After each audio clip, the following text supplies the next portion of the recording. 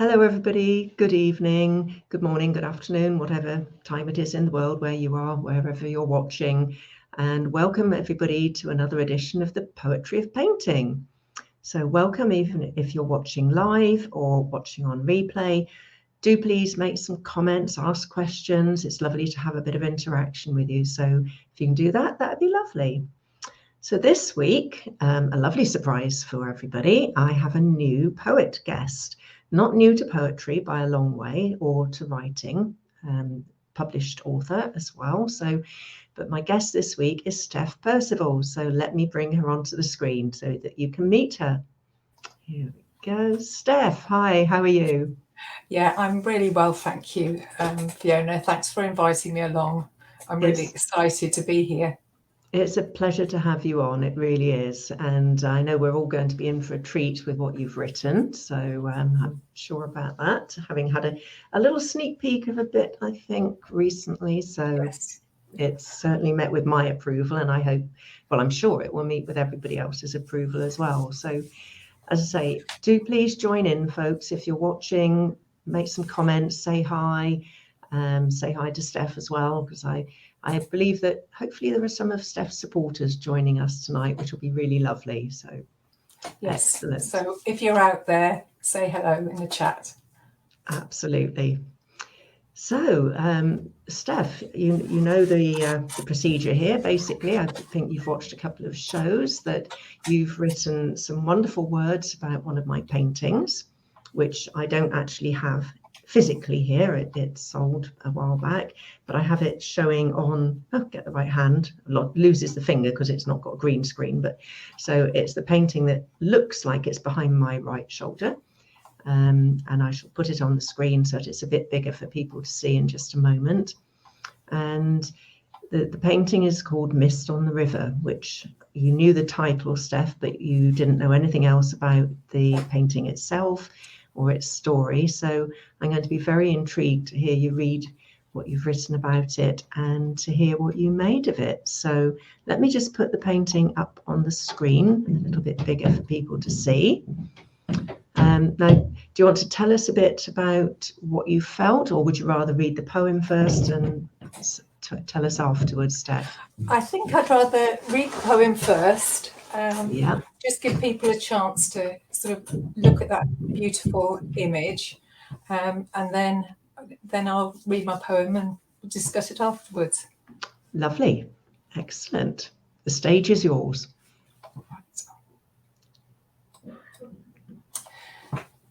The moment before day has begun.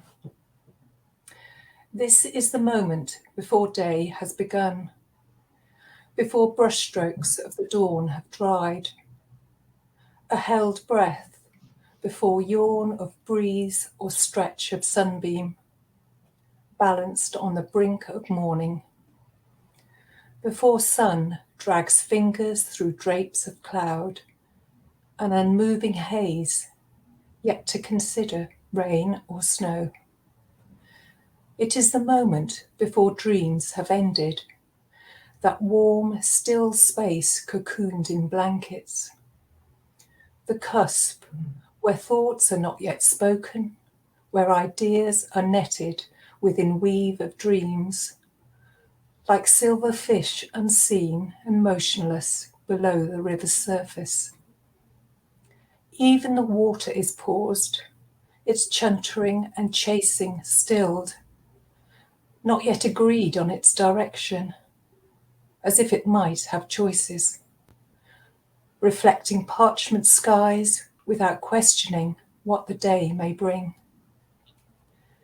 It is the time before the steeple chimes, agitates the air with ringing bells, hollering, "Awaken, awaken, awaken," to summon sleepers. No foot or paw-made tread or track, printing patterns on the lawn. No dewdrop has been disturbed and slipped down stem. Reeds and grasses border riverbank, their lines, blades, spokes, untouched, the day unwritten. It is the moment before the cars cough and splutter into life. There is no hum of tire treads thrumming on the bypass, no puff and pant of fumes polluting air. No children shouting, no snap, crackle, pop. No slammed doors, nor pit-pat, pat-pit, pit-pat of hurrying feet. Blackbird has not yet spoken. Hedgerows, tousled with gold, remain unbrushed, unruffled by chattering birds or scampering dogs. Spiders have not trembled in their silk-spun webs, nor captured any fly. Mist is yet to lift, leave its kiss upon the river. The moment before day has begun. That's absolutely beautiful, Steph. I'm in awe of the wonderful descriptive language that you've used there to actually, refer to it as a painting as well. But you don't need the painting there to appreciate your words. But the brush strokes and just everything about it, absolutely gorgeous. And Angela's joined us. Hello, Angela. Thanks for being with us. Good evening to you. That's just absolutely amazing. I love it. It brings the painting to life. Thanks. That's what I was trying to achieve, because this painting gave me such a sense of calm and stillness when I looked at it, and it does seem to just capture a moment in time, a really quiet, still moment, but just beyond that golden hedgerow, which I love, where the light's just catching it, we see the steeple of a church. And so we know beyond this lovely, quiet sort of image, there's a life, a world going on out there.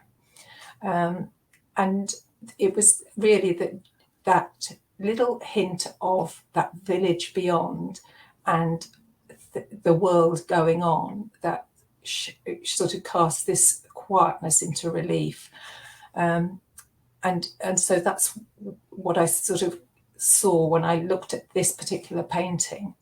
And we live in a world now which is 24/7, isn't it? So we know that there isn't really a moment of real silence or before the day has begun, because it's going on everywhere. But I just, as I say, with that, the actual image in your painting, that's what it captured for me, was a moment in time when everything is just waiting, just quiet and silent. And that's really what I had hoped that I would capture in my words about the painting.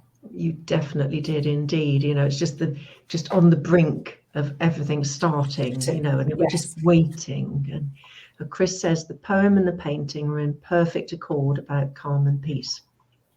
Thank you, Chris. I totally agree. Just absolutely gorgeous. And Mark Simmons. Hi, Mark. Mark, how are you?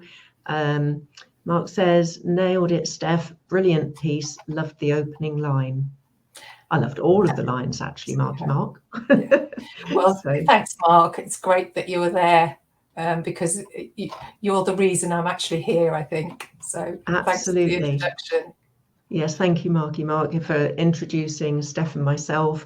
Hopefully Steph's going to be coming back lots more times on the show, but I guess I probably shouldn't just ask her yet until, the end of the show first, just to give her time to settle in. So, yeah.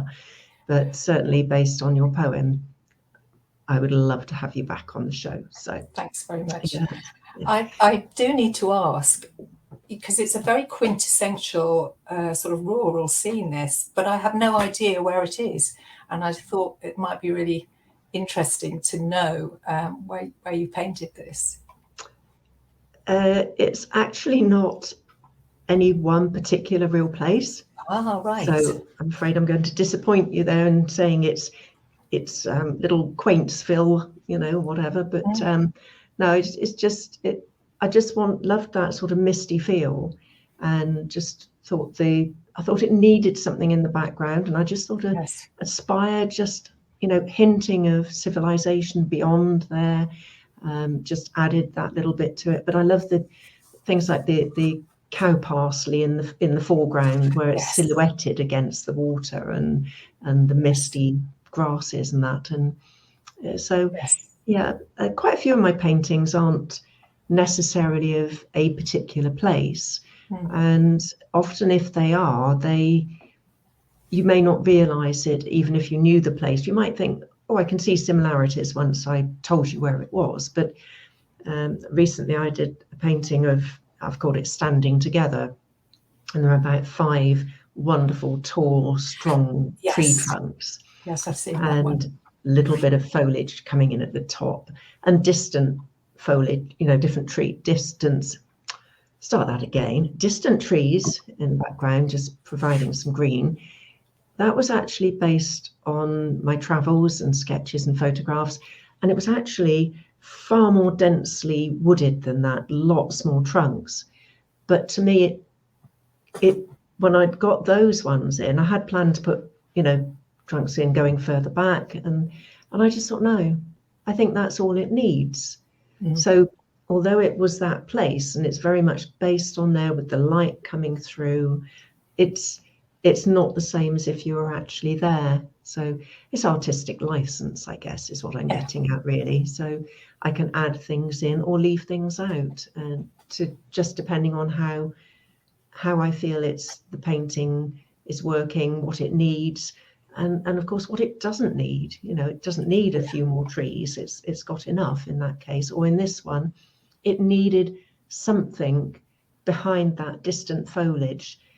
Otherwise, it was just, and the contrast of the vertical with the spire with the basically horizontal bands across the painting. It just needed something to break up that horizontal linear sort of composition, and with the cow parsley in the foreground as well. It just gives it that little bit of something to keep it more interesting, hopefully. It just does look very familiar. I think, I've walked along riverbanks, beside the river and the cow parsley and the lovely bushes and the hedgerows, and then a distant church.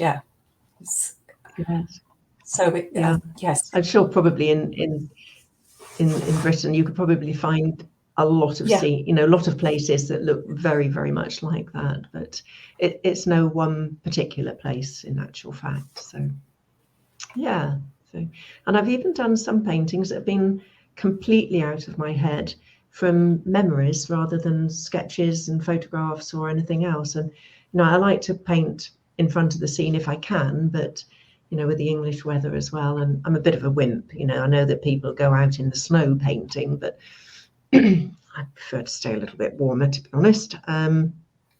But so sometimes it's like memories of, there was one I did of moorland. It could be Wales, it could be the Lake District, it could be the Yorkshire moors. It wasn't based on any one place. It was based on memories of walking across moorland with the snow just on the tops of the hills, and a little waterfall frozen in the distance, and things like that. And it's not abstract, it's based in reality, but it's no one place at all. So I don't always work like that, but it's sometimes it's fun to just see how a painting develops. So there we are. So let me just take that one off the screen for a minute so people can see us as well. So what's been happening? Well, I tell you what, actually, Steph, I haven't asked you this, I don't think, before, really. How did you come to start writing both poetry and, I believe you do novels as well, fiction and things. So how have you always done that? Is it?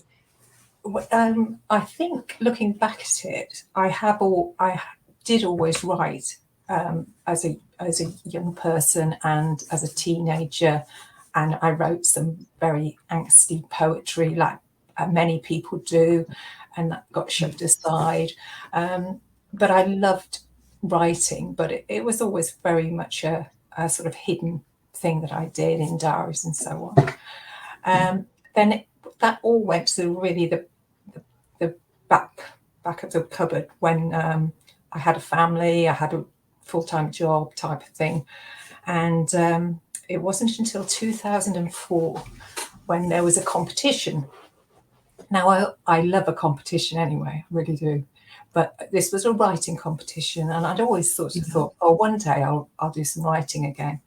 And this competition, it was a national competition called BBC End of Story. So it was quite a big thing at the time. And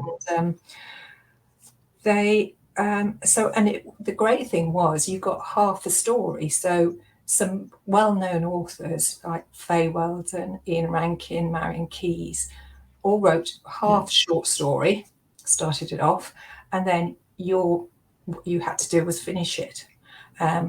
So I finished Joanne Harris' piece that was called Dryad, and I've always been fascinated by trees and the idea of this sort of personification of trees and the myths around trees. And so I finished that, and this was in the days when it was all done by hand. So I put my script. It was a typed script, but it was in an envelope to the BBC or wherever it was. And on a very windy, wet afternoon when I was watching my daughter play netball, my very old brick of a mobile phone rang saying, can you speak? This is BBC. And I thought, oh, they're just, doing a sort of an after thing of who entered and stuff. And it was only when I said, oh, phone me later type of thing, got back home. And then when they did phone, they said, oh, well, you're on the shortlist. So it was a bit of sort of exciting times. So that was, so each story had 6 shortlisted people. And those 6 were invited to go, had a bit of video taken at home and invited to go down to London, to the big city. And then we were really put under a spotlight and told how awful our entries were. And it was such a horrible experience. It really was. Yeah. And so I wasn't one of the top 3. So I got back on the train, sort of thought, oh, really, that was horrible. And then, but after I'd calmed down a bit, I thought, well, either I sort of think you did really well to get to a shortlist and you can use this as a springboard for writing, or you can just give up. So I took the former and sort of joined a writing course. And after that, various opportunities presented themselves to write. I joined a wonderful writing group in about 2013, which was based at our museum. It's called Creative Writers at the Museum, and that was at the Northampton Museum. And I think that's probably one of the best places because we wrote about, very like you're doing here, we wrote to paintings or objects in the exhibitions, and it could be poetry, it could be a short story or whatever we wanted to. But it was all based around things in the museum, and there was a great group of people who, we all came from different walks of life, but each was honest about each other. It was a very nice place to share our work. Unfortunately, that because the Northampton Museum was renovated in about 2018 and is only just reopened, and they've done a fantastic job. They really have. So if anybody's local to Northampton, there's not much to see in Northampton, but go to the museum. And with obviously the pandemic as well, our sort of main group has sort of become something else. We still meet, we still write, so that's really good. But I think actually writing to a painting or an object is something I really enjoy doing. And as I say, and I've learned a lot from other people around about sort of poetry writing. Yes, yes. And it's the thing is as well, you get inspired by other people, don't you? And you may hear a poem that someone else has written and you think that's amazing, and I love that, the way that it's been written. You don't want to copy it, but you take bits from all different people and meld them into your own style eventually, don't you? It's certainly with painting, I think that's how it works. So I would imagine that with writing it could be similar. Yes, I think that's true. And again, I do now. I'm a member of other groups as well, sort of particularly online groups, and they often have sort of courses or things to do to try and improve the writing to as best you can possibly be. I don't know whether painting is similar as well. You never really, there's always another thing to learn or another thing to try out. So I'm going to give a shout out to Retreat West.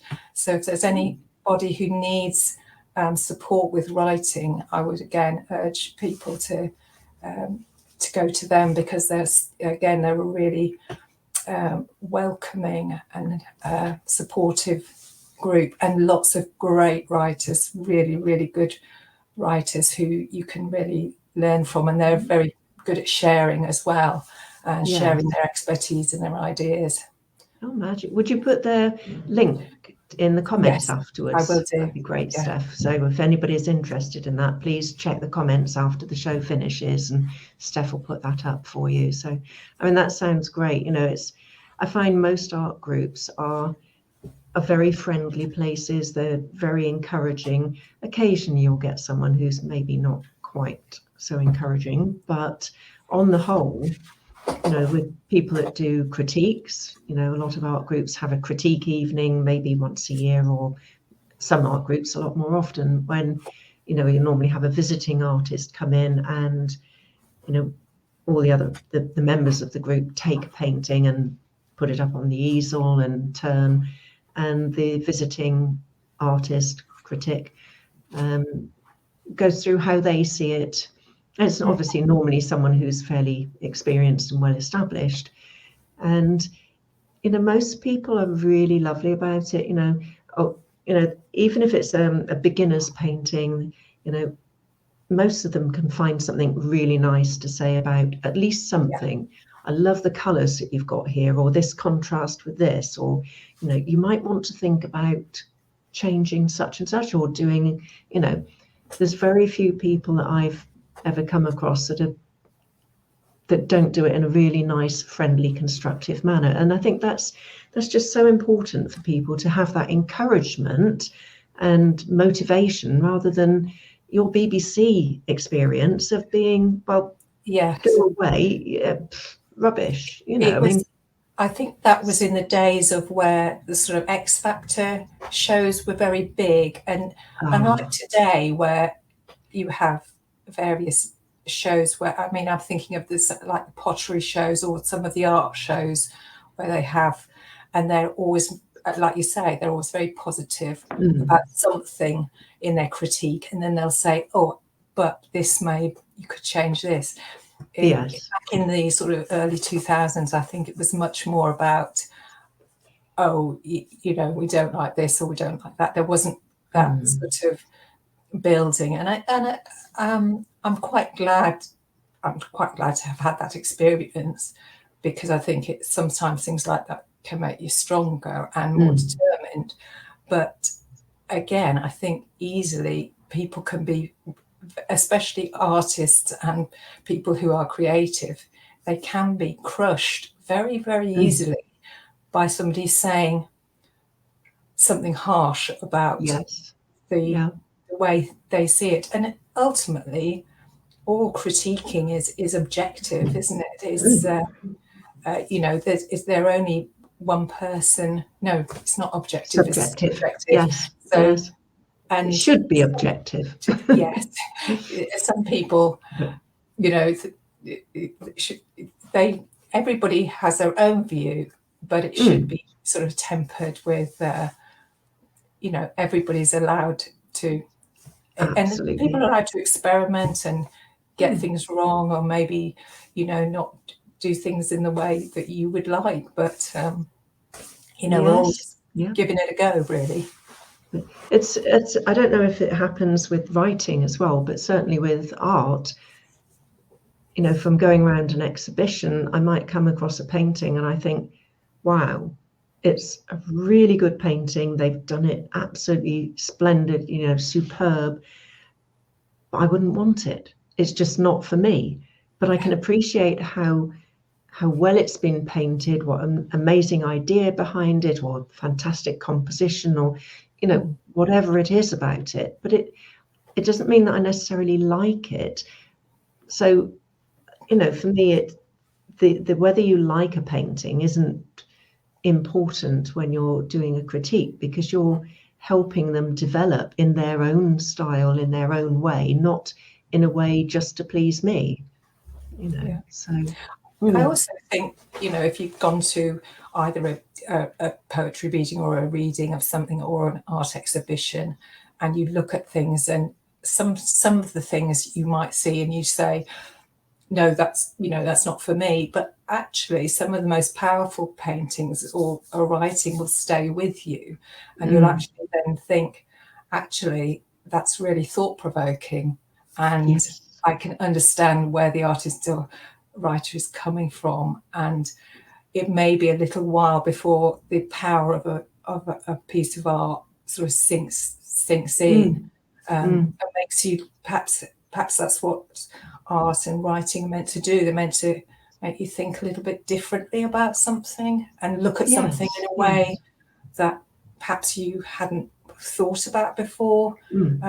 You want people to react to paintings and writing, particularly. You want to get an emotional type of response. That's not always a positive response. Like you say, they don't always have to like something, but getting a response is the ultimate thing, isn't it? And I think also that by writing or by painting, you're giving the viewer or the listener a slight insight into what you feel about the subject matter, but then they may pick up on some of that, but because they're seeing it through their own eyes or hearing it through their own ears, they'll never quite get the same experience as you, however much you try to put that across. Because with you reading your poetry tonight, if I read it, it may come across, it's the same words, but different emphasis, different speed of reading. It could come across as being slightly different. So, it's not only do we produce so much different art between us, whether that's writing, painting, sculpture, music, it's also it has different meanings for different people. So, one painting means different things to every viewer, possibly even. Well, I suppose everything is filtered through our own experiences, isn't it? And some words, some objects, some images will have a very different resonance. I mean, when I look at the painting, The Mist on the River, I imagine myself walking along that river, possibly with family, looking at the flowers, looking probably at the birds on the river and things like that. But, not everybody might have a lovely riverside walk to do. So again, it's sort of filtered through my experience of that, what that says to me. A fisherman would have a very different view of it, probably, from you walking along with your family, or somebody who's into boating. Again, another image would probably come to their mind, just so, I think that's the beauty of art. It's infinite. It just is so, just so much variety, something for everybody. And I think that's true. There is something for everybody out there, and there'll be somebody for every piece of art that's created. We just maybe won't find them before we, but there is somebody out there. So Anyway, Steph, I'm afraid we are now getting to the end of our time. It has Yeah. flown past, as it always does.